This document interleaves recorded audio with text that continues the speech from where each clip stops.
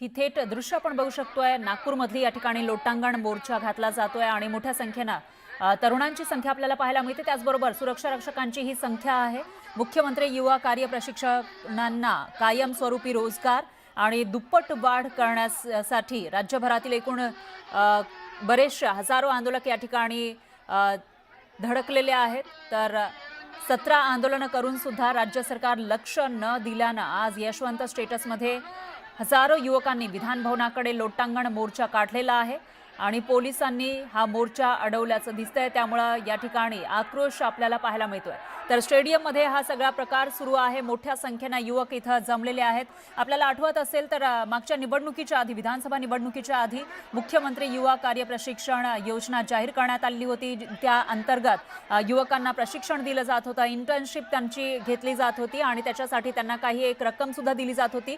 मात्र ज्यांना आता हे प्रशिक्षण दिलं जातंय त्या युवकांना कायमस्वरूपी रोजगार द्या आणि दुप्पट वाढ करा त्यांच्या पगारामध्ये अशी मागणी करत हे युवक नागपूरमध्ये धडकलेले आहेत। हजारो युवकांचा विधान भवनाकडे हा मोर्चा आपल्याला पाहायला मिळतो। सध्या स्टेडियम पर्यंत हे सर्वजण धडकलेले आहेत। राज्यभरामध्ये आतापर्यंत 17 आंदोलनं करण्यात आली, मात्र राज्य सरकारनं लक्ष दिलं नाही असा दावा या आंदोलकांकडून केला जातोय। त्यामुळे यशवंत स्टेडियम मध्ये हजारो युवकांनी आज धडक दिलेली आहे आणि विधान भवनाकडे लोटांगण मोर्चा काढत हे सर्वजण या ठिकाणी पोहोचल्याचं आपल्याला पाहायला मिळतंय। मात्र सुरक्षा रक्षकांनी त्यांना अडवलेलं आहे।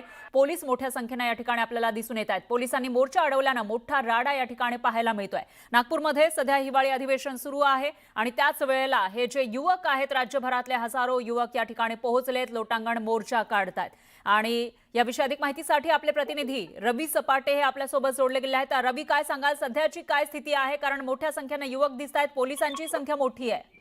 सध्याच्या घडीला मुख्यमंत्री युवा कार्य प्रशिक्षणाचा लोटांगण मोर्चा होता आणि या लोटांगण मोर्चाला पोलिसांनी परवानगी न दिल्यामुळे इथे पोलिसांची आणि युवकांची बाचाबाची झाली। त्याचमध्ये युवक आक्रोश झाले आणि त्यामुळे पोलिसांनी सौम्य लाठीचार्ज केलेला आहे आणि पाहिलं की या ठिकाणी आणखी आक्रोश होण्याची शक्यता आहे आणि यांना बाहेर जाण्याची परवानगी देत नसल्यामुळे युवक हे आक्रोश होत आहेत। बरोबर आहे, पण सध्या हे जे युवक आहेत ते एक्झॅक्टली कुठे आहेत आणि पोलिसांचं काय म्हणणं आहे? त्यांची समजूत काढली जाते का रवी?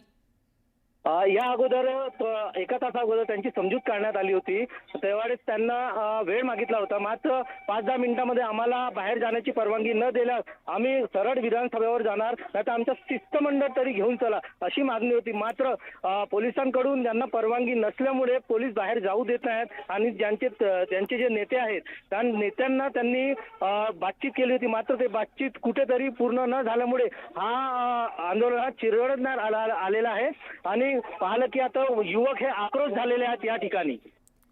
बरोबर आहे रवी, या ठिकाणी आपल्याला युवकांचा आक्रोश पाहायला मिळतोय आणि मोठ्या संख्येने हे युवक जमलेले आहेत। तर दुसरीकडे त्यांची घोषणाबाजी सुद्धा आपण बघतोय आणि पोलीसही मोठ्या संख्येने उपस्थित आहेत, पण युवक मागे हटायला तयार नाही असंही दिसतंय।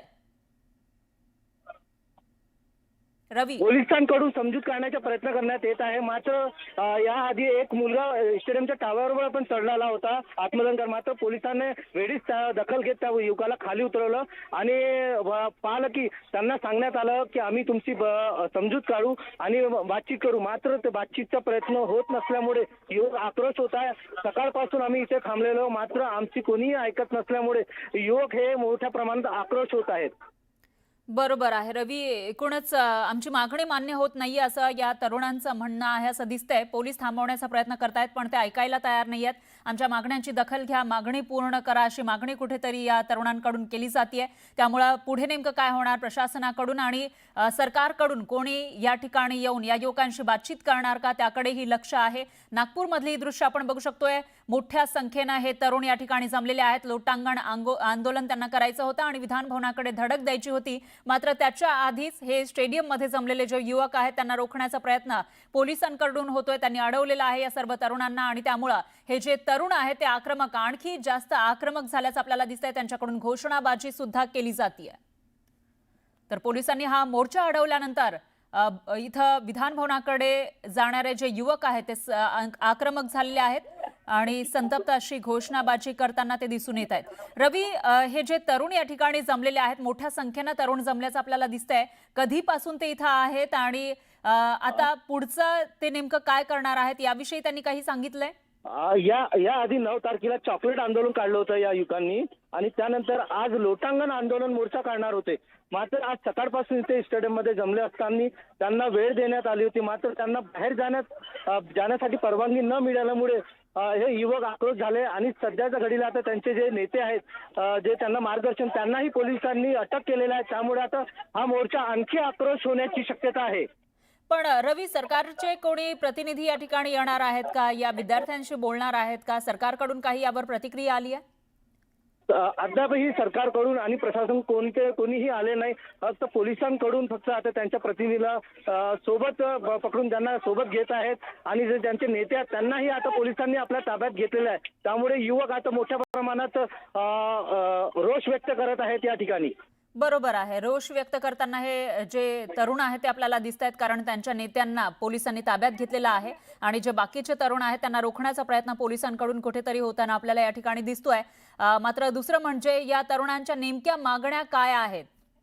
पाहिलं की विधानसभाच्या अगोदर मुख्यमंत्री प्रशिक्षण तर्फे यांना प्रशिक्षण देण्यात आले होते आणि यांना मानधनाच्या याच्यावर स्वरूपात ठेवला होते। आता या ठिकाणी महिलांना सुद्धा ताब्यात घेण्यात येत आहे। महिलांवर सुद्धा सौम्य लाठीमार्च होत आहे इथे या ठिकाणी आता चालू आहे।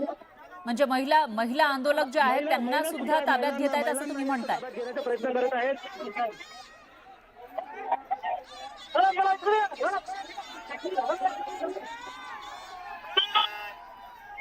तर ही दृश्य आपण बघू शकतो। आपले प्रतिनिधी रवी सपाटे हे आपल्यापर्यंत प्रत्येक अपडेट पोहोचवतायत।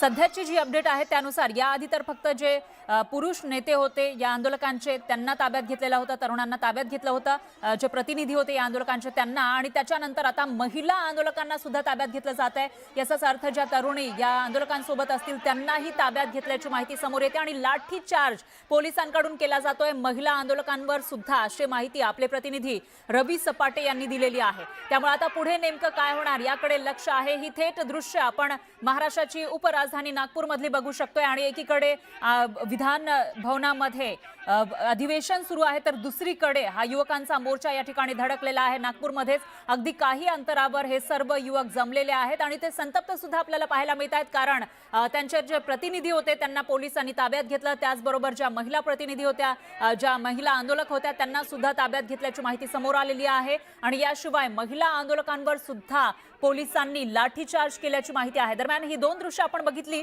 तर एकीकडे काही युवकांना, काही आंदोलकांना पोलीस ताब्यात घेताना दिसून येत आहेत आणि दुसरीकडे ज्या ठिकाणी व्हॅन इथं उभी आहे पोलिसांची तिथं मोर्चेकऱ्यांची मोठी गर्दी आपल्याला दिसते आणि महिला पोलीस आपल्याला पुढे असल्याचं पाहायला मिळत आहे। म्हणजे ज्या वेळेला अशा पद्धतीनं आंदोलकांना रोखायचं असतं, त्यांना कुठेतरी पुढे जाऊ द्यायचं नसतं, त्यावेळेला महिला पोलिसांची जी एक तुकडी आहे ती समोर उभी केली जाते आणि तसंच काहीसं चित्र आपल्याला नागपूरमध्ये सध्या पाहायला मिळते। हे दोन दृश्य तर ही आंदोलकांची दृश्य आपण बघू शकतो। लोटांगण आंदोलन ते घालताना दिसत आहेत, त्यांचे काही प्रतिनिधी होते ते लोटांगण आंदोलन या ठिकाणी करत होते सरकारच्या समोर, मात्र त्याच वेळेला पोलिसांनी काही प्रतिनिधींना आपल्या ताब्यात घेतलेला आहे। पुन्हा एकदा जाऊयात आपले प्रतिनिधी रवी सपाटे यांच्याकडे। रवी, काय सांगाल, सध्याची काय स्थिती आहे इथे?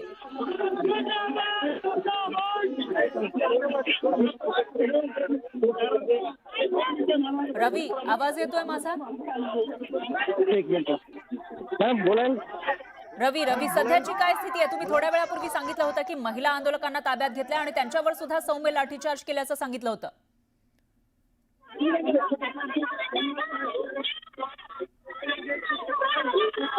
रवी यांचा आवाज आपल्यापर्यंत पोहोचू शकत नाहीये, मात्र ही दृश्य आपण बघितली तर याच्यामध्ये अक्षरशः लोटांगण घालताना हे सर्व युवक आपल्याला दिसून येत आहेत। जी मुख्यमंत्री युवा प्रशिक्षणार्थी योजना मागच्या वर्षी जाहीर झालेली होती विधानसभा निवडणुकीच्या आधी, त्या अंतर्गत युवकांना काही महिन्यांचं, त्याचबरोबर त्यांना एक मानधन सुद्धा दिलं जाणार होतं या प्रशिक्षणासाठी. मात्र आता हे युवक आक्रमक झालेले आहेत. ज्यांना प्रशिक्षण दिलेलं आहे त्यांना कायमस्वरूपी रोजगार द्या अशी मागणी हे युवक करताना दिसून येत आहेत. आणि त्यासाठीच ते जेव्हा अधिवेशन सुरू आहे त्यावेळेला उपराजधानी नागपूरमध्ये धडकलेले आहेत. त्यांना आता विधान भवनाकडे जायचंय, पण मूल्य प्रीमियम आकारताना